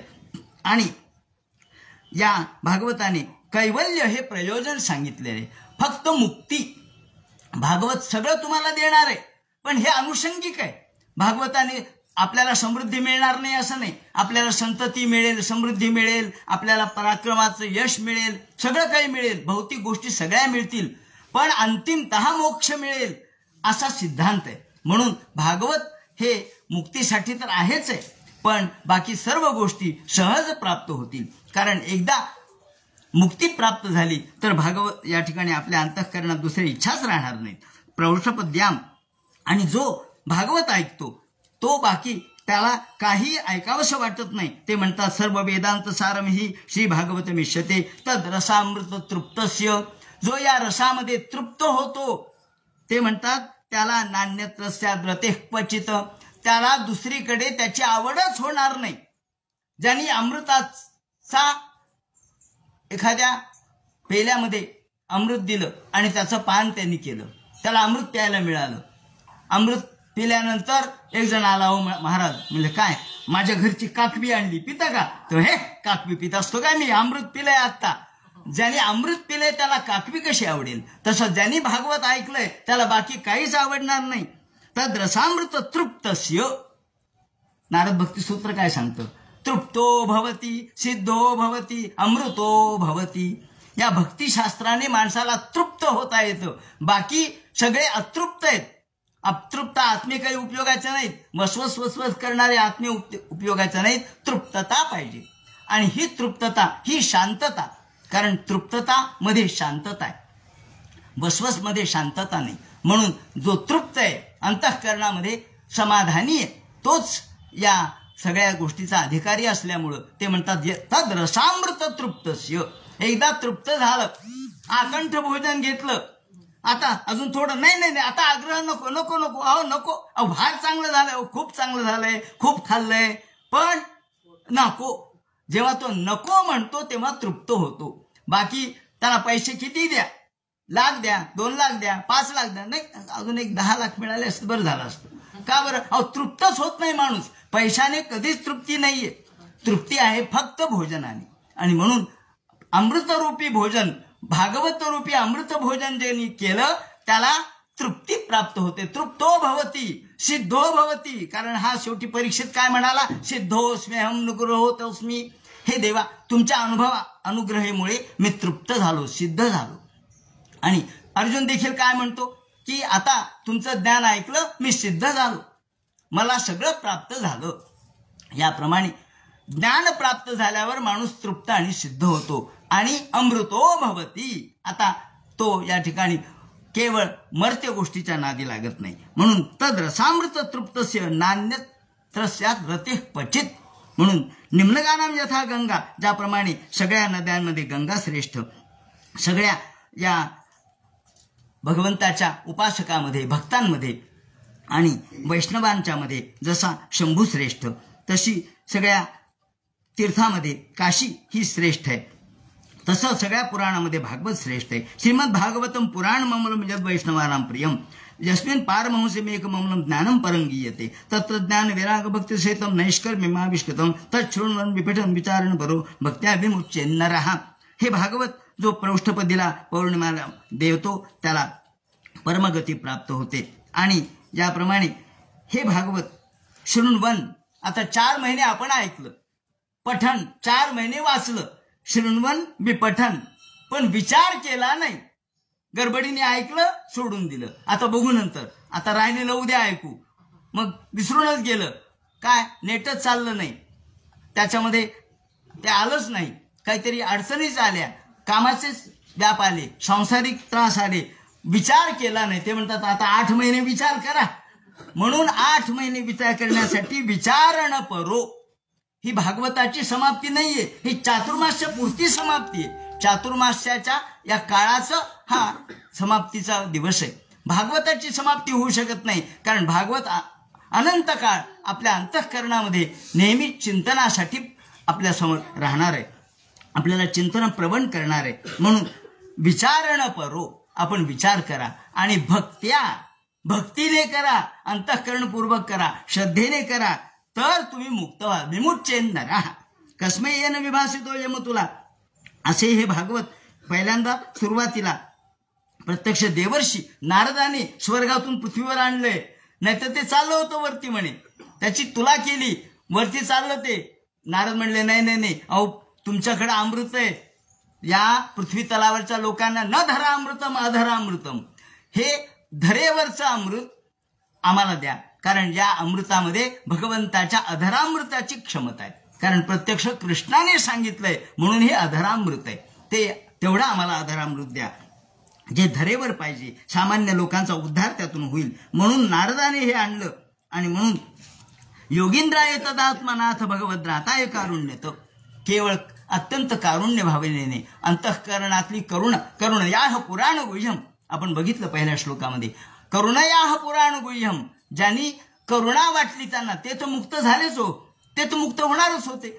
व्यास मुक्त होणार नव्हते काय, शुकाचार्य मुक्त झाले नव्हते काय, मुक्तच होते. तयाही कार्य करणे उरले असे लोका लागी, माऊली म्हणतात त्याप्रमाणे. का तर समाज उद्धरला पाहिजे. प्रल्हादांनी काय मागणी मागितली नृसिंहाला? देवा, माझा एकट्याचा उद्धार मला चालणार नाही, या सगळ्यांना घेऊन मला मुक्ती द्या, तर मी येईन. भगवंत म्हणतात वारे वा, याला म्हणतात समाजाचं कारुण्य.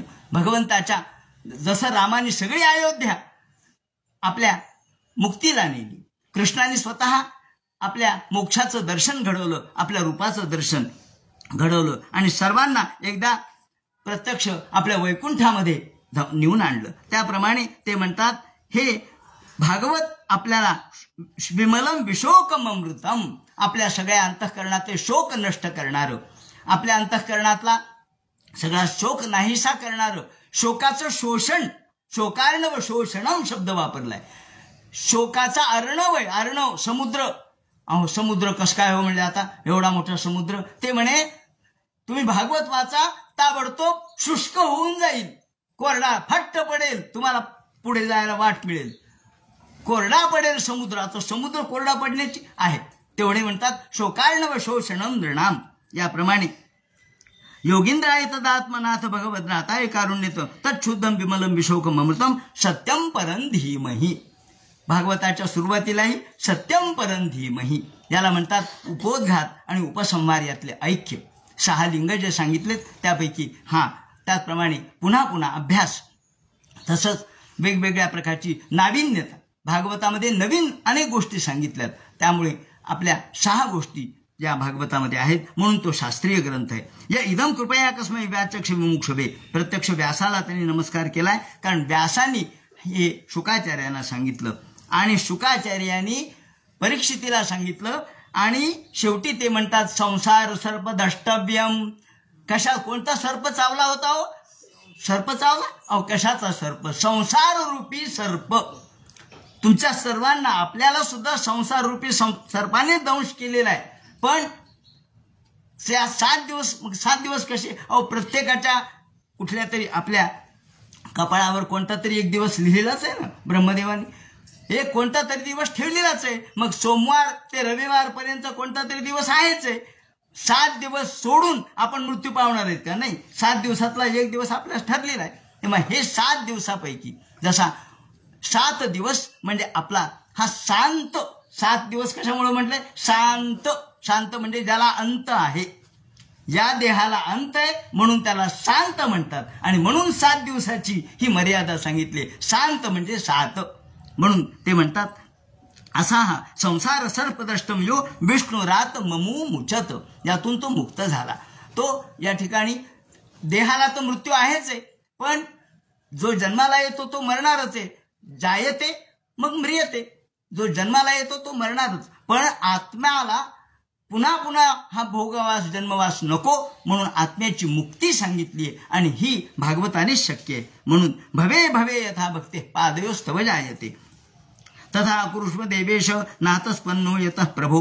या भागवत ग्रंथामध्ये सगळ्या प्रकारच्या गोष्टी आहेत. आज तरुण मुलांनी भागवत वाचावं का? भागवत ऐकावं का? हो ऐकावं. अहो ज्यांच्या फक्त लाकडं तिकडे गेलेत स्मशानात त्यांनीच फक्त भागवत ऐकावं असं नाही, किंवा बाती वळत वळत भागवत ऐकावं असं नाही.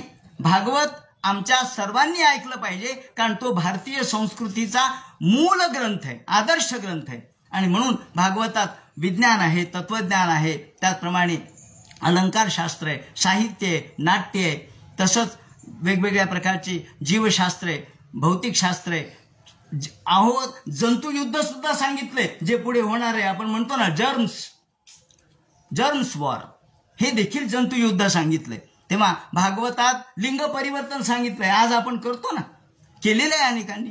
या ठिकाणी आपल्या या ज्या घटना आहेत त्या सगळ्या वैज्ञानिक दृष्टिकोनातून, ज्याला आपण AC म्हणतो, ते सुद्धा भागवतकारांनी सांगितल्यात. कारण सर्व काल सुखावहम, हे जे विमान आहे कामग, सर्व काल सुखावहम म्हणजे आपल्याला शीत काळात गरम, गरम काळात शीत, अशा दोन्ही प्रकारच्या सोयी त्यामध्ये होत्या. हे सगळं सांगितलेलं आहे. फक्त त्यातला अर्थ आपल्याला कळत नाही, कारण ते सगळं पुराणाच्या भाषेत आहे. तेव्हा आपल्याला त्या नव्या भाषेत सांगितलं पाहिजे. म्हणून मी माझ्या वडिलांच्याकडून आदरणीय वेदशास्त्र संपन्न जनार्दन महाराज पाटणकर, ज्यांनी हे 80 वर्ष हे भागवत या ठिकाणी सांगितलं.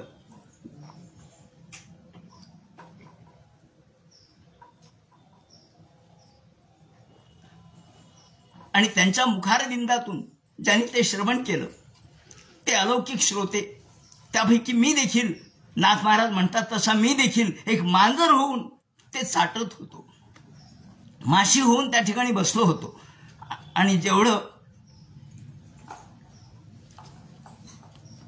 माझ्या ओंजळीमध्ये मी घेऊ शकलो, त्या ओंजळीमध्ये जे घेतलं त्याचं पान मी माळा करत असतानाच श्रोत्यांच्या समोर ते ठेवतोय. अनेक वर्षापासून हा उपक्रम चाललेला आहे, त्यांच्याच आशीर्वादावर चाललेला आहे. आणि त्यांच्याकडून पांत स्वरूपामध्ये मी हे सगळं समजून घेतलं. कारण भागवत समजून घ्यायचं तर नुसत्या केवळ संहिता पारायण करून चालत नाही. त्यातली जी भाष्याची विवरणाची जी पद्धत आहे, टीका आहे. कारण यामध्ये श्रीधराचार्याने जे भाष्य केलंय ते भाष्य जर समजून नाही घेतलं तर भागवत कळत नाही. म्हणून हे भाष्य जे संस्कृत मधलं आहे, असं म्हणतात की शंकराचार्यांचे जे शिष्य होते त्यापैकी हे एक होते. आणि त्यांना शंकराचार्यांनी सांगितलं की तुम्ही भागवतावर टीका लिहा. आणि ती अद्वैती सिद्ध करणारी टीका त्यांनी लिहिली.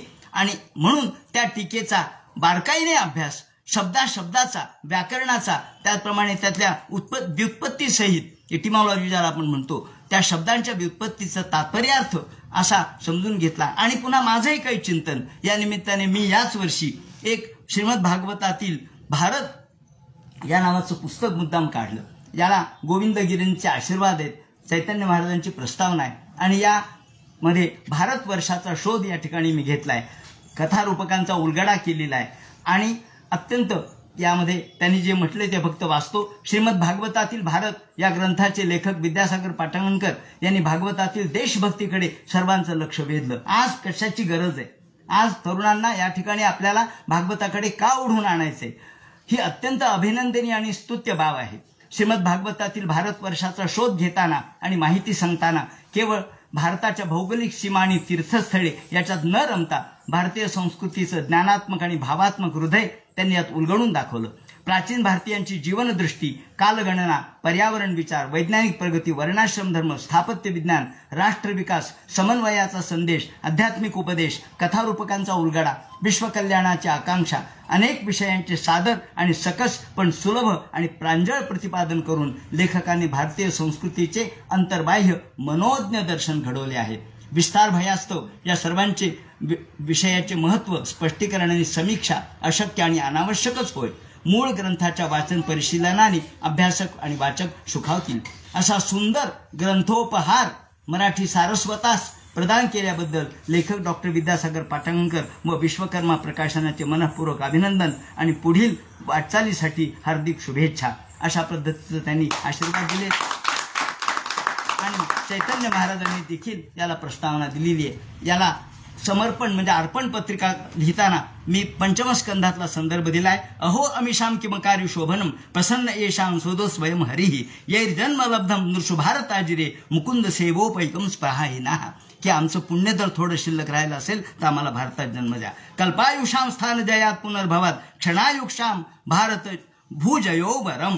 भारताविषयी असे गौरवोद्गार प्रकट करणाऱ्या सर्व प्राचीन ऋषीमुनींच्या आणि पाटांगण परंपरेच्या सर्व सत्पुरुषांच्या चरणकमली सादर समर्पण. कारण परंपरेने आमच्याकडे भागवत सांगण्याची पद्धत आहे. म्हणून पाटांगण परंपरेच्या सर्व पूर्वाश्रमींना हे मी समर्पित केलेले, सादर केलेले. तेव्हा असं हे माझ्याकडून भगवंतांनी करून घेतलेलं कार्य आहे. या करोनाच्या काळामध्ये काहीच काम नव्हतं, रिकामा होतो, तेव्हा चिंतन केलं, मनन केलं आणि लेखन केलं. आणि 2-4 वर्षाचा काळ लागला सगळ्या पुन्हा परिष्करण वगैरे करायला. तेव्हा असं माझ्याकडून भगवंतांनी ही सेवा करून घेतली असं म्हणा.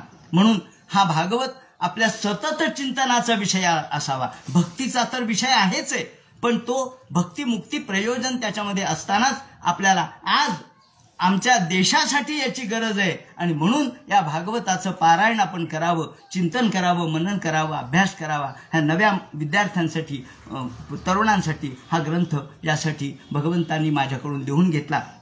तेव्हा आणि वडिलांचे तर आशीर्वाद मला आहेतच, त्यामुळे हा मी परिपूर्ण करू शकलो. म्हणून नामसंकीर्तनम यस्य सर्व पाप प्रणाशनम प्रणामो दुःखशमनस्तन्नमामि हरिं परम. त्या भगवंताला नमस्कार असो. म्हणून आपण पुन्हा एकदा म्हणा, नामसंकीर्तनम यस्य सर्व पाप प्रणाशनम प्रणामो दुःख शमन तन्नमामि हरिं परम तन्नमामि हरिं परम तन्नमामि हरिं परम. ओम जन्माद्यस्य तोन्वयादितरतश्चार्थेषु भिन्नस्वराट् तेने ब्रह्महृदायादि कवये मुह्यन्ते सूरयः तेजोवारि मृदां यथा विनिमयो यत्र तिसृगो मृषा धाम्ना स्वेन सदा निरस्तकुहकं सत्यं परं धीमहि. भागवत समाप्ती झालेली नाही, पुन्हा एकदा भागवत सुरू झालेलं आहे. ते आता आपल्या अंतःकरणामध्ये सुरू करायचं आहे. ही या ठिकाणी भागवत ग्रंथाला केवळ स्वल्प विराम आहे असं म्हणा, पूर्ण विराम नाही आहे. म्हणून आपण या ठिकाणी भागवताचं चिंतन करावं, मनन करावं आणि निधिध्यासन करावं.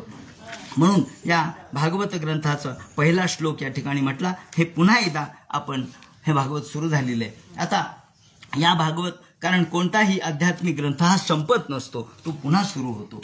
तसं या ठिकाणी बीजातून वृक्ष निर्माण व्हावा त्याप्रमाणे, आणि वृक्षाला पुन्हा फळं यावेत, त्यात पुन्हा बीज व्हावं, तसं भागवत ग्रंथातून पुन्हा एकदा आपली सत्प्रवृत्ती वाढत राहावी अशा प्रकारची अपेक्षा व्यक्त करतो. आणि सर्व श्रोते स्वाभाविक यांना संस्थान देवतेचे आशीर्वाद लाभावेत, सर्वांना कृपा लाभावी आणि सर्वांच्या जीवनामध्ये आनंद प्राप्त व्हावा. सर्वांना सर्वोपि सुखिनः सन्तु सन्तु सर्वे निरामयाः सर्वे भद्राणि पश्यन्तु मा कश्चित् दुःखमाप्नुयात्. अपुत्राः पुत्रिणः सन्तु पुत्रिणः सन्तु पौत्रिणः अधनाः सधनाः सन्तु जीवन्तु शरदां शतम्. याप्रमाणे संपूर्ण भक्त भाविक यांना आशीर्वाद संस्थान देवतेचे प्राप्त व्हावेत असं या ठिकाणी सद्भावना प्रकट करतो. आता इथे भागवताची पूजा होईल, आरती होईल आणि मग प्रसाद ग्रहण करून आपण जायचंय. कुंडली गौरदे हर विठ्ठल सीताकांत स्मरण जय जय राम पार्वती पते हर हर महादेव श्रीमज्जनार्दन गुरुमूर्तये नमः. हरे राम